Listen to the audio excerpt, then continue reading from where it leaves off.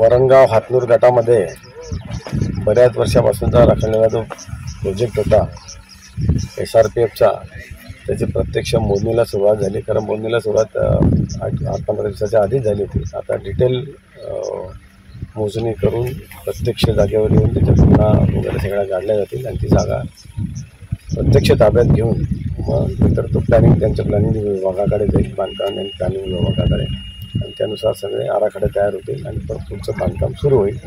त्याची parallel procedure पण सुरू आहे. पदनिर्मितीची ते ऑलरेडी ते हाती घेण्यात आलं आहे आणि पॅरलली ते काम पण सुरू आहे. SRPFचं हे जे सेंटर आहे आपल्याला सगळ्यांनाच माहिती असेल की अतिशय जुना राखलेलं हे काम होतं. एक प्रकारे हातातून निघून गेलेलं होतं ते. आपण त्याला आमदार झाल्यानंतर त्याला जिवंत केलं. एकदा जिवंत झालं, 100 कोटी मंजूर झाले, पदही मंजूर झाले आणि परत गेलं होतं. परत गेलेलं परत सरकार आलं भाजपचं आणि परत तो आदरणीय देवेंद्रजीच्या मदतीने पुन्हा प्रोजेक्ट आपण सँक्शन केला आणि आज प्रत्यक्षात त्याचं काम सुरू आहे. आता आपल्याला ती जी माहिती दिली की जवळपास 1000च्या वर कुटुंब म्हणजे 1500 कुटुंब इथे जवळपास राहणार आहेत. त्या 1500 कुटुंबाचं वास्तव्य इथे होईल. त्याच्या अनुषंगाने इथे शाळा, हॉस्पिटल, ग्राउंड तयार होईल. एवढ्या कुटुंब राहत असल्यामुळे मार्केटची चेहरपेल होईल. बऱ्याचशा इथल्या युवकांना किमान 2-3 हजार युवकांच्या हातांना वेगवेगळ्या प्रकारचं काम इथे मिळणार आहे.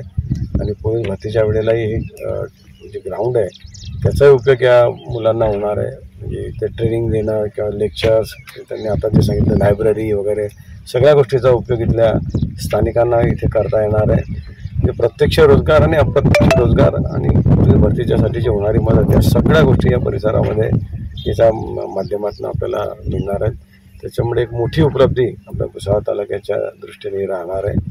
आणि मला आनंद आहे की हे काम आता प्रत्यक्षात सुरू होऊन काही दिवसामध्येच आता या कामाला प्रत्यक्ष बांधकामाला सुरुवात होणार आहे. आता isakal.com आहे देशातील नंबर 1 ची मराठी न्यूज वेबसाईट. प्रत्येक अपडेटसाठी isakal.com ला नक्की भेट द्या.